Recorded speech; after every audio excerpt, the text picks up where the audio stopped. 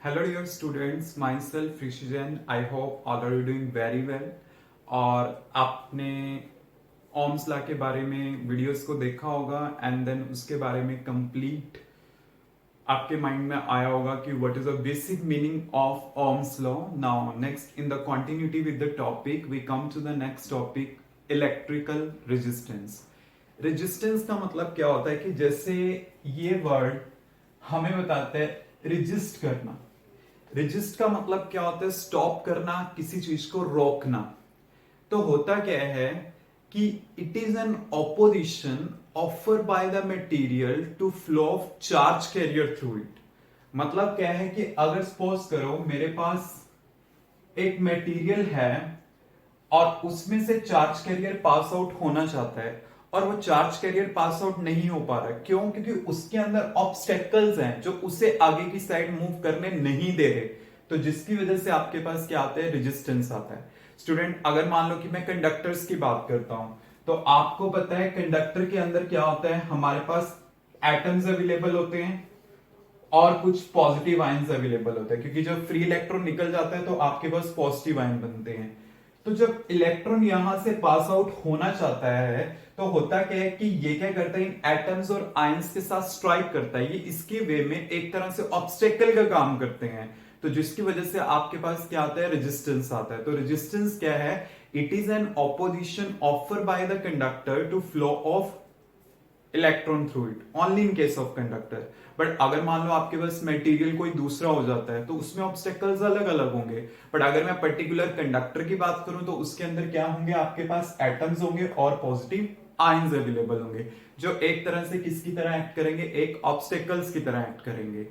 अब स्टूडेंट, अगर मैं इसको ओम्स लॉ के अकॉर्डिंगली डिफाइन करना चाहता हूं तो मेरे पास क्या होता है? V equal to I are.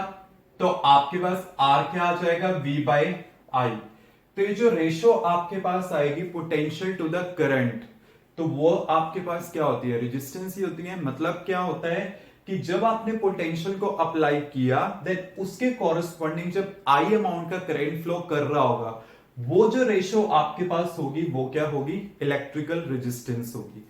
अब जो ये रेजिस्टेंस होता है इसके जो हमारे पास एसआई यूनिट होते हैं वो होते हैं ओम.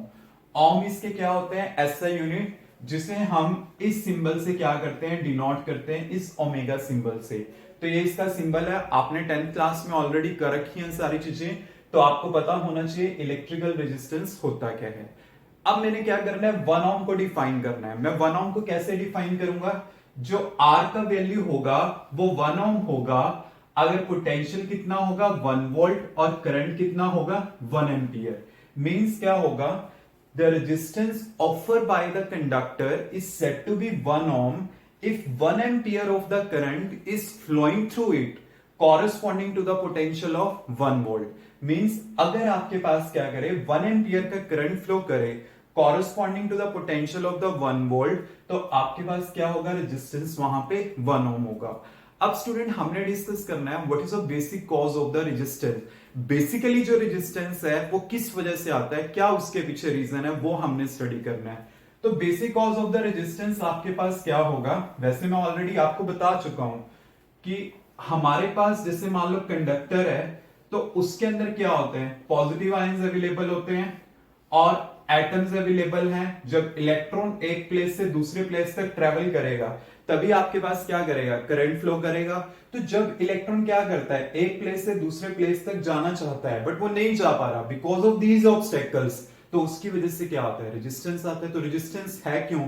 This is due to the presence of positive ions and atoms in the material, जिसकी वजह से आपके पास क्या आएगा? रेजिस्टेंस ओबे होगा. Clear students?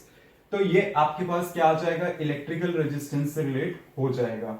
आई थिंक आपको electrical resistance about it's SI units और इसके एसआई यूनिट की एक्सप्लेनेशन मीन स्टेटमेंट और इसके कॉजेस समझ आ चुके होंगे. स्टूडेंट्स, अगर आपको मेरी वीडियो पसंद आई हो देन प्लीज मेरे चैनल को जरूर सब्सक्राइब करें.